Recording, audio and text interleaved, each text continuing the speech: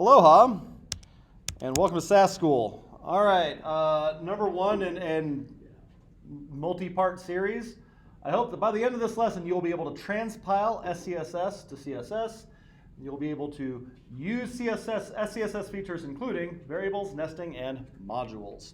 So, a little bit of history.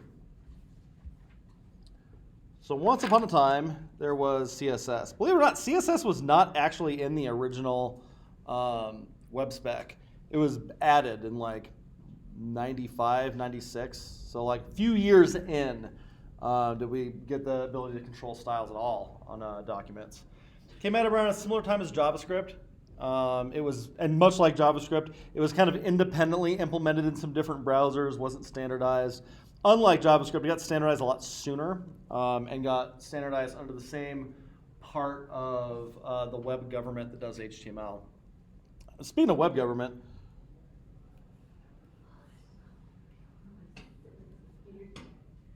there you go. All right, who knows what this is? W3C, what is it? It's a web committee. It's a web committee. World Wide Web Consortium.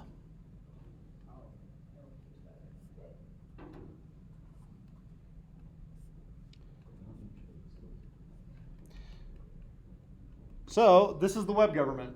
These are the people who say what HTML is, what CSS is, not what JavaScript is, coincidentally, but HTML and CSS, and basically all things pertaining to the web go through the W3C. The particular working group that does HTML and CSS is called the WG. So HTML5, new tags, any of that kind of stuff that goes through this working group. That's what the WG stands for. There is a separate group entirely. I don't know if they're a part of W3C. I kind of think that they're not. But they're at the same level as the WG, and they are called TC39. Do you know what TC39 is?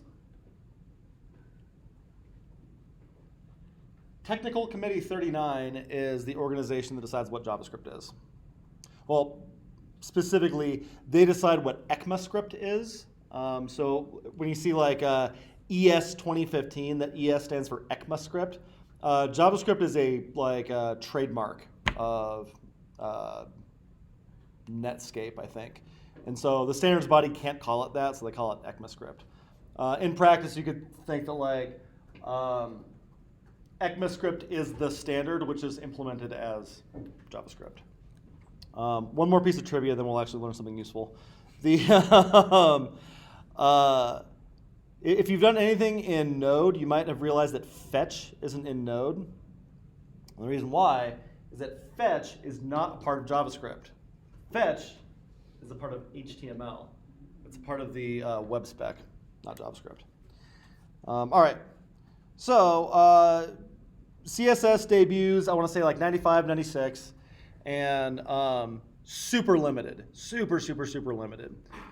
We start making a little bit of progress, but fundamentally, you're very constrained by this idea of the document. As originally, the web was designed for sharing documents between like research universities and stuff, not for making web pages the way that like we use that term now, and certainly not for making web apps. Web apps is like 2001, 2002 or so. And so increasingly, CSS is like unable to give us what we're looking for. So this idea of preprocessing shows up. Your browser understands HTML, CSS, and JavaScript only. So if you want to do something else that isn't one of those, you write it in whatever you're going to write it in, and then pre-process it into HTML, CSS, or JavaScript. So SASS falls into that category. What else? React. Yeah, I'd say React does. What else? Ruby? No, this is all front end. Oh, that's right. How about TypeScript? Your browser doesn't understand TypeScript, but it does understand JavaScript, and so TypeScript can compile, or more accurately, transpile into JavaScript. So we have all these options, and actually, I got a chance to see a talk by the SASS dude once, and it was fascinating because SASS was like a perennial second place CSS preprocessor, and I can't even fucking remember what the name of the original like winner of the CSS framework wars was. Preprocessor. Less. That was it. So Less was this dominant force in CSS preprocessing. And it got way too big, too fast, and just cratered in on itself. While SASS was allowed to grow a lot more slower, a lot more thoughtfully, and SASS is very much the clear winner today. So if you're CSS preprocessing, you're looking for this. But why? Why on earth would you want a CSS preprocess? Well, as far as CSS has come, it's still limited in some pretty big ways. We don't really write it like we write programming languages. It's a markup language, just like HTML is. So what SASS gives us is the ability to do things like use variables, use if statements, use loops, nest selectors. It is like a massive improvement on CSS ergonomics. Every single gripe I have with CSS is addressed by SASS. So one other thing that you should know about SASS before we get rolling. So if this is CSS, SASS is what we call a strict superset. If you turn a CSS file into an SCSS file, it's valid. All CSS is valid SASS. SASS just adds things on top of that. Shoot, there's one other thing. Oh, you'll hear me use these terms like SASS and SCSS back and forth. So I would imagine that hierarchy kind of like this. SASS is SASS and SCSS. They're both kind of collectively referred to as SASS, but there's two different syntaxes for it. SCSS is this thing. Same syntax as CSS, all CSS is valid SCSS. SASS is just like that, except no curly braces, no semicolons, the white space is significant, a couple things like that. It looks a lot more Ruby-ish, and some people prefer that. I hope to God none of you are among them, because it's an abomination. Just write SCSS. All right, so enough jibber jabber. Let's get talking, or get working. So if we look up SASS, syntactically awesome style sheets. There's a whole bunch of different ways you can install this. You can npm install -g. We'll say that that's probably the simplest one. It's also the slowest, by kind of a lot. If you have brew install SASS is probably going to be your fastest option. Honestly, it doesn't super matter that much. If you're looking for a recommendation, I'm going to say the brew one. So we are going to, and you should follow along with this, brew install SASS.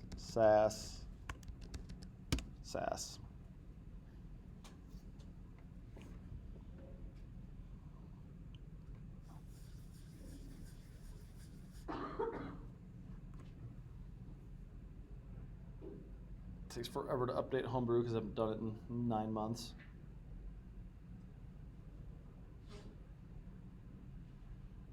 What this is going to give you is a command line utility called SASS that we can use to transpile our SASS files into CSS files.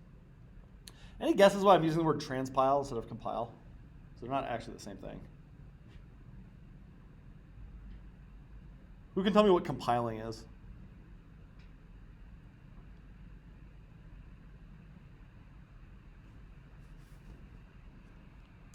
Any brave souls? Give it a shot. Yeah, Seth. Guess is that taking your code and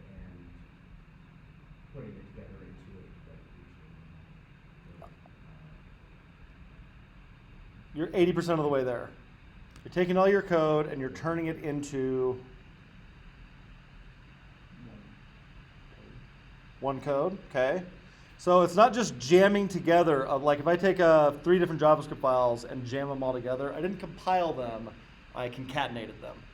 That's also like an important thing to do. It's not quite compiling. Now we're compiling code. A lot of times when we're talking about compiling, we're talking about like turning it into ones and zeros. So we're going from the Ruby that I wrote into a bunch of ones and zeros that my computer can understand. It could also be something like JavaScript is written in C++. And so I write some JavaScript, it compiles down to C++, which compiles down to assembly, which compiles down to machine code, which compiles down to binary. So all of that is compiling. The core idea there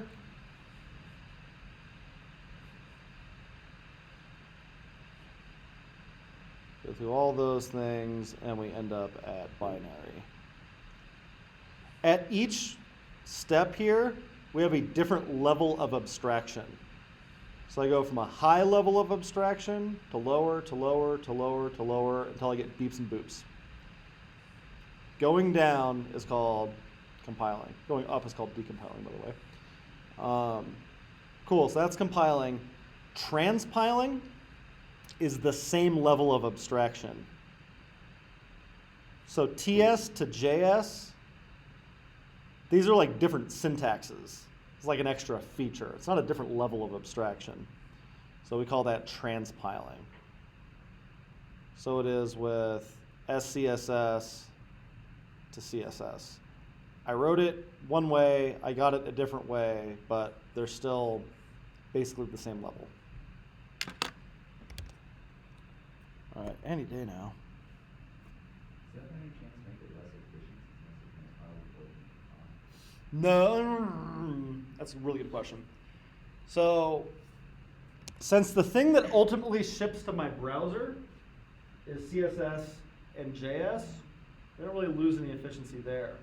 However, if any of you ever use Dreamweaver or any of those like tools that were supposed to put developers out of business, I've been hearing that one for 30 years now. It's an app that writes the code for you. You don't need to know any code to make an app. There won't even be developers in a year. Like, wow, I've been hearing that since 1995. If you look at the code that those tools generate, it's trash. There's so much extra horse shit. It's basically unusable. But I would say SASS in particular is pretty damn clean. So you probably get a little bit of cruft versus if you tried to write your CSS that way directly, but not that much. Not enough that it's worth trying to do that in CSS.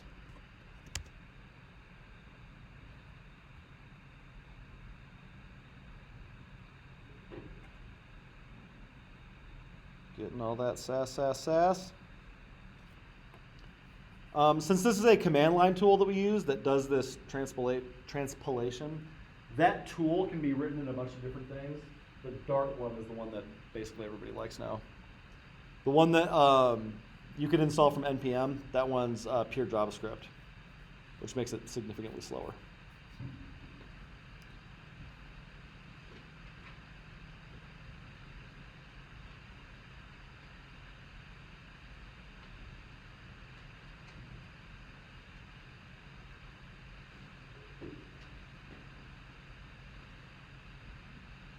Yeah, Mez. Yes, there is. It is which SASS, as in which SASS is it? And if you see anything come back, you have it installed. You very well might have installed it in Ruby. Ruby SASS was like probably the most popular one for a very long time. If you homebrewed along with me, then you got Dart SASS.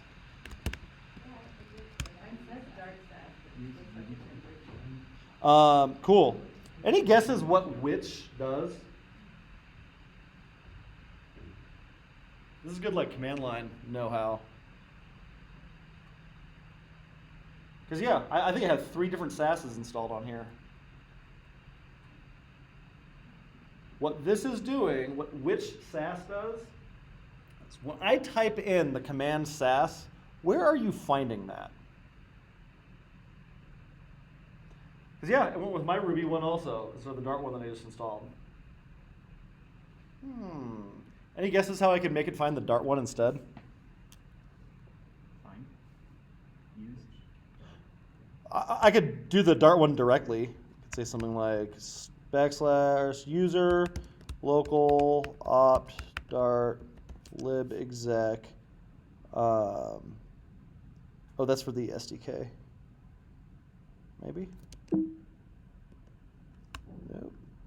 Lib exec. Oh, that just took me there.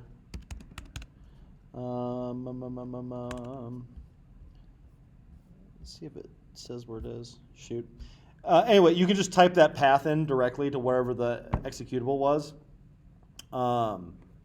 You can also, if you go into your like Vim or your zshrc or your bashrc or whatever terminal you're using, you have this thing called the path. The path is kind of like an array. It says, all right, every time you type a command in, it looks for an executable file with that name in this directory. Doesn't find it there, looks in this directory, then looks in this directory, then looks in this directory, then looks in this directory. So wherever I have a SAS file in one of those folders, first one it finds goes with that one. That's what which will return also. And so if I did want to use the Dart one instead, I need to make sure that that folder shows up before whatever the RVM one is. And now you know the rest of the story. Cool. All right, so give me a thumbs up if you got SAS installed. Excellent. So let's make a index.html, and we're going to make an app.scss file also. So without doing anything else, I should be able to transpile this. And what you want to do is, and you want to do this in a tab that can just run, because it's a process. It just keeps going. It's exactly like hosting a server or something like that. So I'm going to have a server and editor and one for SAS. I'm going to say SAS -- watch and let's see. I'm curious if this will work. :: and then app.css maybe. Yep. There you go. Called app.scss to app.css. And if I ls that folder, I have an app.css file now. All right, all right. And if oh, that's right, I blew up my npm the other day.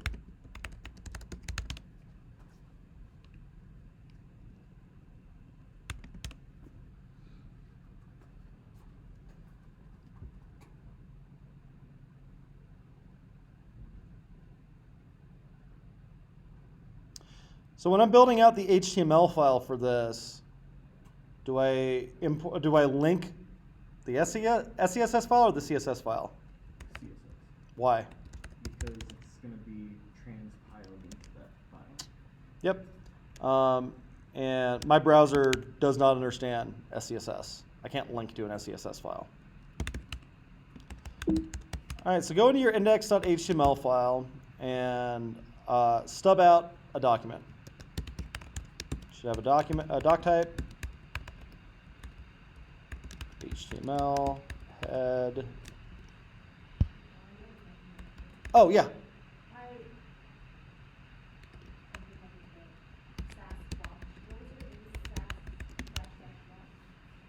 SAS -- wash : app.css.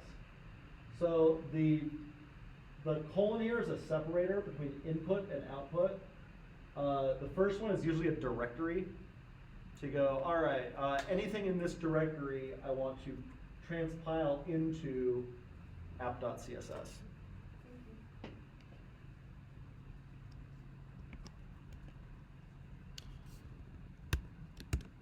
So for it to be a valid HTML document, it's got to have a title and a character set. So this is SASS School, meta char set, UTF-8, and we'll give it a header and H1 for SASS School. While we're at it, let's go ahead and throw a main on here also with an H2 that says my favorite SASS stuff. Keep a list item in here, or unword list, and just put a couple things in here.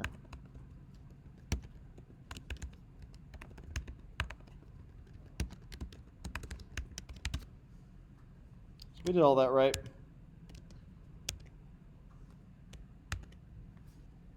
We should see SASS School. And last thing we want to do is sanity check ourselves with our app.css file. Put any style in here and just and watch it go. I'm gonna do like body background color green. Yep. Oh, I have to link the style sheet.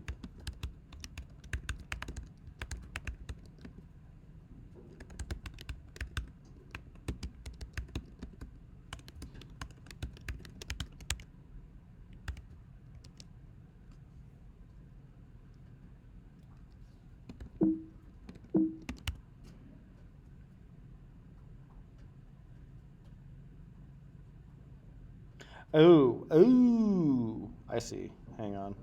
I think I gave you the wrong command. Let's see if this works.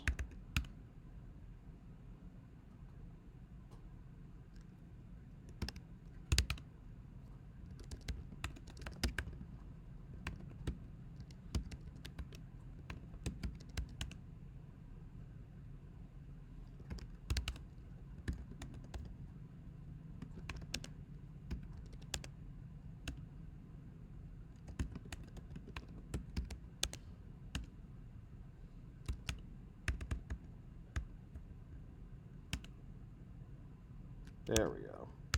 There we go. Let's do this. So if you have that app.css, go ahead and get rid of it. Yeah. And that little map file that it makes for you too. And we're going to make a directory. We're going to make two of them. We're going to call one of them SCSS. And one of them we're going to call styles. So if you did this right, your app should look like that. And we're going to move app.scss into SCSS. Cool. Okay, it should have something that kind of looks like that. And over in our SASS runner, let's do SASS-watch SCSS :styles. Perfect. So this should watch for any SCSS file in this SCSS folder that changes and compile it into the styles folder. Yeah, I like that. Yeah. There's an American Beauty bag out there. And then make sure that this link file goes to your styles folder now. All right, cool. Who's having trouble getting a style to render? Yep. And the SASS tree kind of looked like that. Cool. Give me an affirmative if it's working. Thumbs. Yeah. The actual CSS you're putting in the SCSS file. Yeah, you never type in the CSS file. Okay, cool. So it's just background. Yep.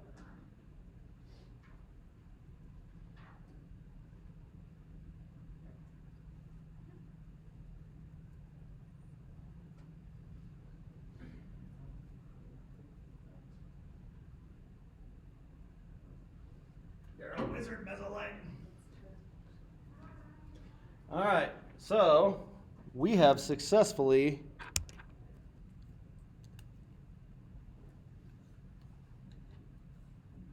transpiled SCSS to CSS. If you run that thing, anytime you make a change to that file, it'll recompile. So you're always looking at the most current one.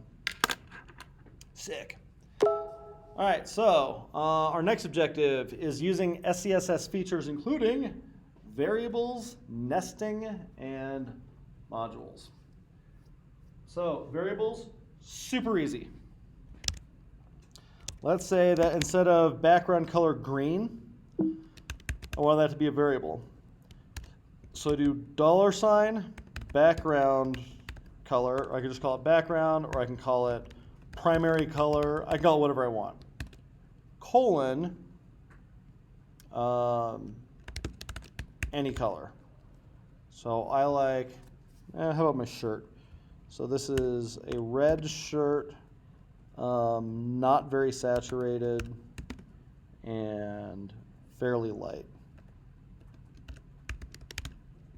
And then to use that variable, $ primary color.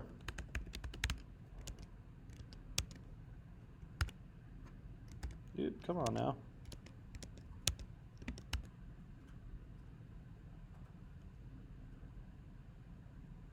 Did it not compile it?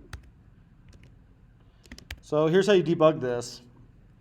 Anytime something isn't oh, because I'm typing the wrong one, that's why.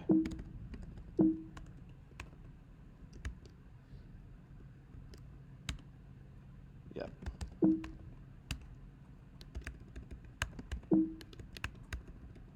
Sorry, I had the old version open in my editor. There we go. I didn't do a terrible job. Any guesses what I would need to do to make it look more like my shirt? Increase the saturation? Yeah, I think a little bit.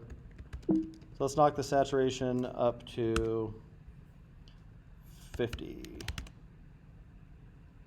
Yeah, that's in the right direction. Pretty close. What else? A little too light? I think so also.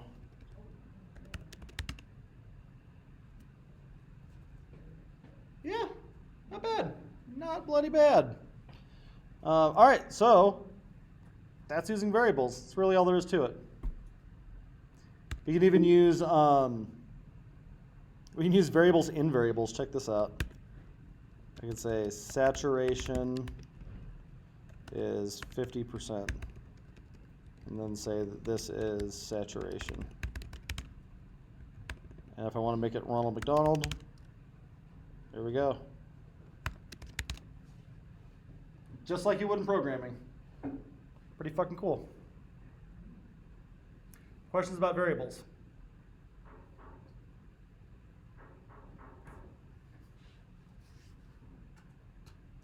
Cool. Now let's do modules. So let's say I want to keep all the colors for my application in the same place. What I'm going to do is touch SCSS underscore colors.scss. The underscore is important.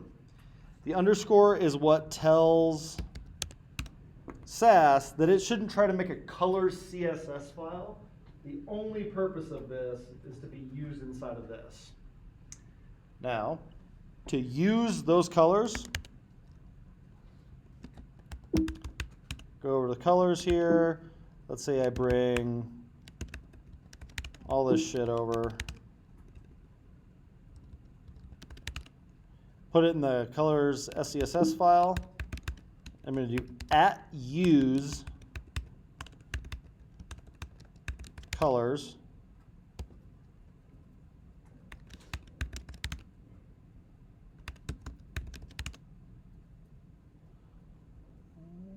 Oop, it's a semi.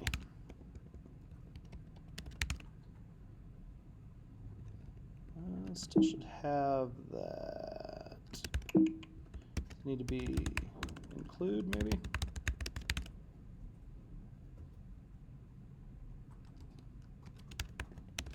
So with no quotes. No, that's not it. Import. I'll get there.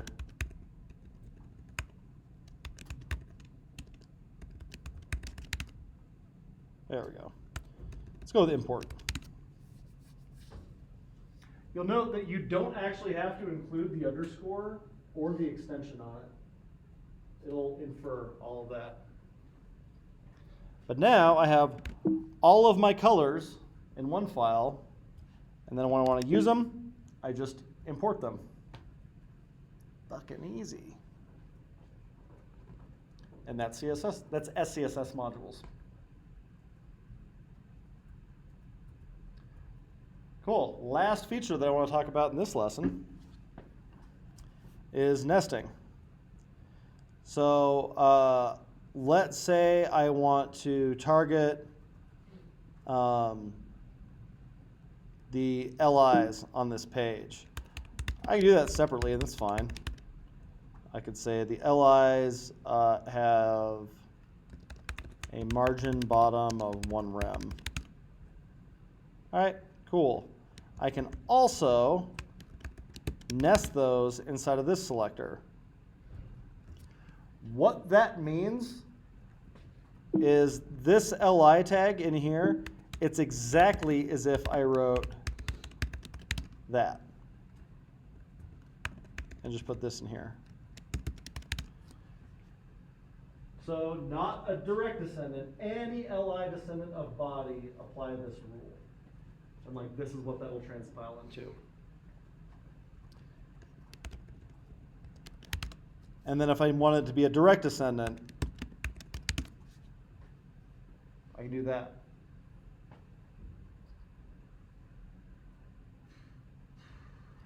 One other thing I want to show you with nesting is like this is really common if I want to target, I don't know, something that has, I want all LIs to have this margin bottom, and I want ones that have the class of active to be red. You might think I could do something like that.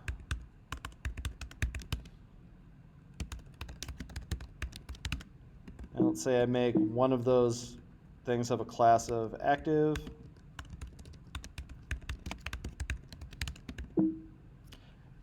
That doesn't work.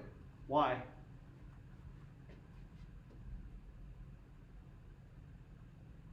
Why isn't that second one red?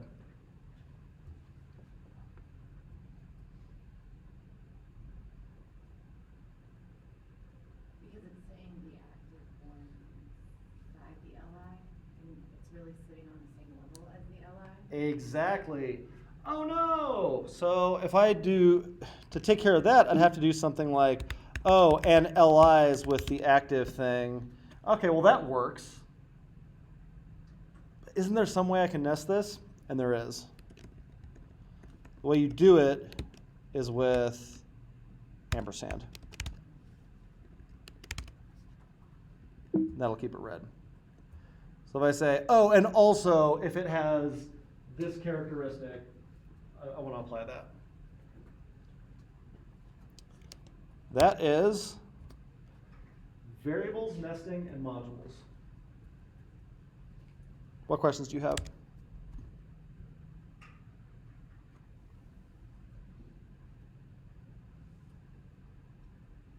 you think of that ampersand like a self thing? Yes, that's exactly what it is.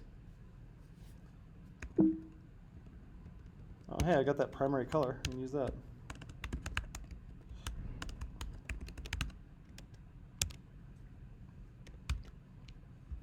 Now it's the same color as my shirt.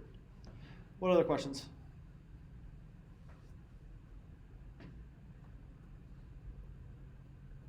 Mez. I just wrote that on this second one here. Cool. Oh, I see, it's a class. Yeah. Okay. I thought it was like active as in something you set. Nope. There is I think there's a pseudo selector for that. Like if I put an anchor on here, some link,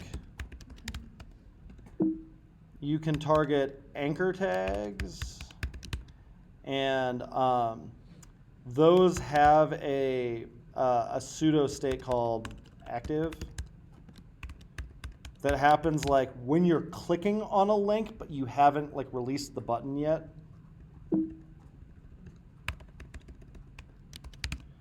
Okay, so you see the blue link there, and when I click on it, it should turn red. Oops. There we go. But when I'm not clicking on it, it's not. And it should go purple when I visit it. Yeah. There you go. So that's the active, it's called a pseudo class. It's like the same with like hover too, right? Hover's the same way. So I can make that hover, and now when I hover over that, it turns that color. There's also visited, which is that like thing that turned purple. If you've been to a link before, your browser knows how to handle that. So visited will do that. There's a few of them. Other questions about SASS, nesting, modules, variables?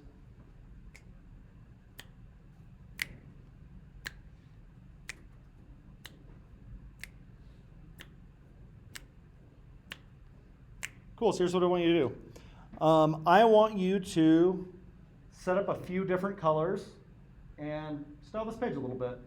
Play with nesting, play with the modules. Make another set of modules if you want to. Like I'll typically do one for things like this. So I might have a scales one that keeps track of all of my perfect mathematically derived scales.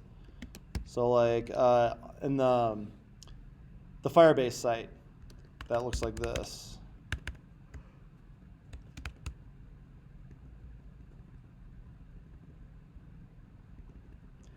So I have this scales file that has all these variables that I can use.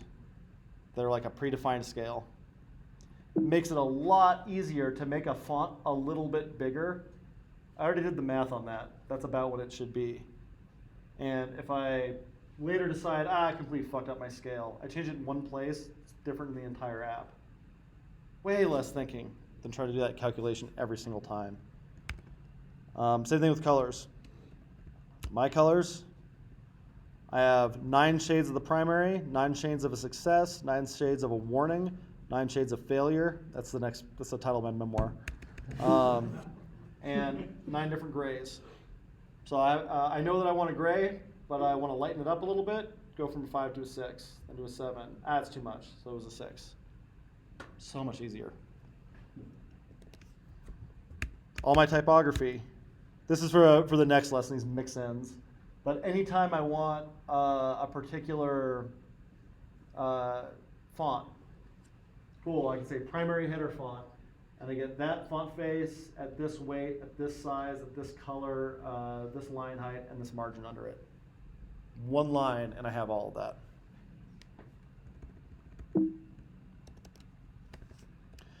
Cool, so play around with it a little bit on the site. Throw up your hand if you get stuck or have any questions. Spend 5 minutes doing this.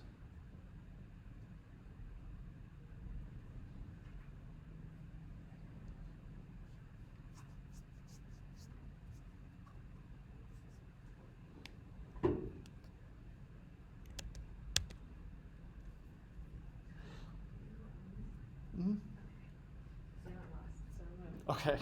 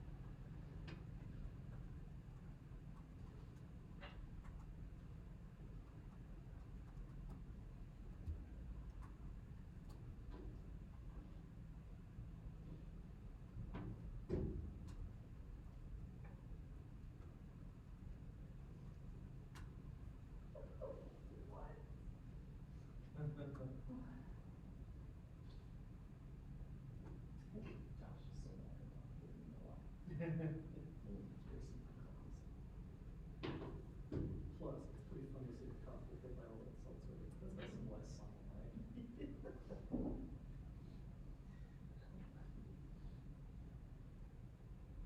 I used to use alcohol squads to disinfect wound. I just pour White Claws on those fuckers. Ruby Grapefruit's my favorite.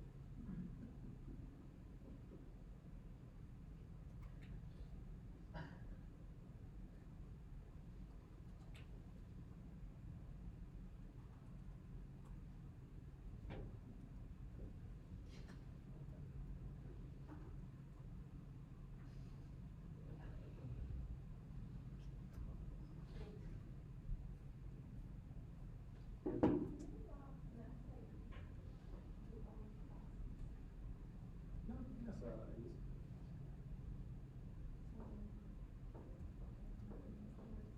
So what you're saying here is I want a body that has also has the idea of orange. Do that. If you don't want it to be on this exact same one, okay, in that case, then you can just leave the ampersand off. Okay. Refresh. Okay. Let me see your document.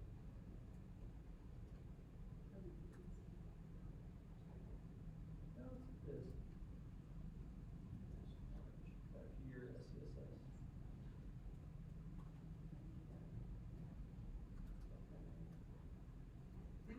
Oh, you need a semicolon.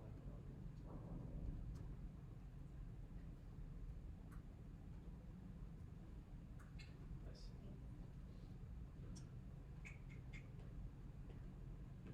Another minute. Should you like nest a hover in that? Mm-hmm. So like you have like an idea of hover, like nesting a hover in that. It should be like and hover. Maybe show me your document. What's the thing you're trying to hover over this? Mm-hmm. Okay, so in that case, it's an li with the ID of hover. Mm-hmm. So go back to your cell sheet. This is an li that has the ID of hover, so that'll do the thing you're talking about. And then you Okay. do like Nope. Oh, and then put the pseudo selector on it. mm-hmm. Perfect. Could you do like if or? What do you mean? Like if it's like maybe not hover, but like Mhm. if it's active or something or not, like you could do Oh, like, gotcha. then you can hover this color or hover that color. So in that case, there's just going to be other selectors. Mm-hmm. So if you want to do like it's not hovering, Mhm. then you just have ampersand and hover without the pseudo class and Mhm. whatever you want on that. Okay. Cool.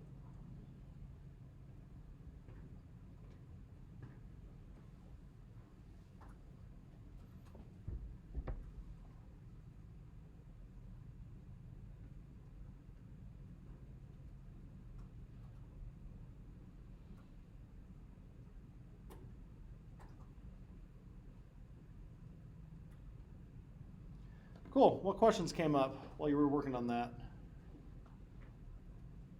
Anything unclear about variables, nesting, or modules?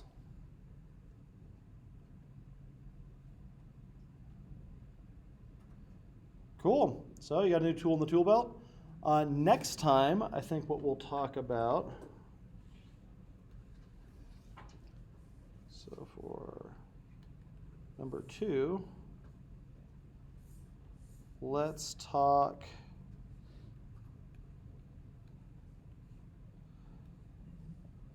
about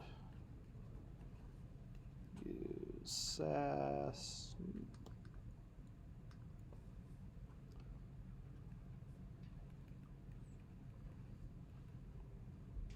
God, I can't, my brain today, man. There's including my personal favorite, I think maybe the most powerful tool in the entire bunch, mixins. We can also talk about functions. And let's see if there's another one I want to make sure that you walked away with. Variables, nesting, partials, modules, mixins, don't worry about extending. We'll just go with those 2. The operators are kind of neat. You can do these in SAS with a calc function, but you can do math on here with mixed units, which is super powerful. Because you can say something like 100% minus 45 pixels. And that's like one of the ways you can get things like take up the entire screen, but also have a header without that like giant white gap under everything.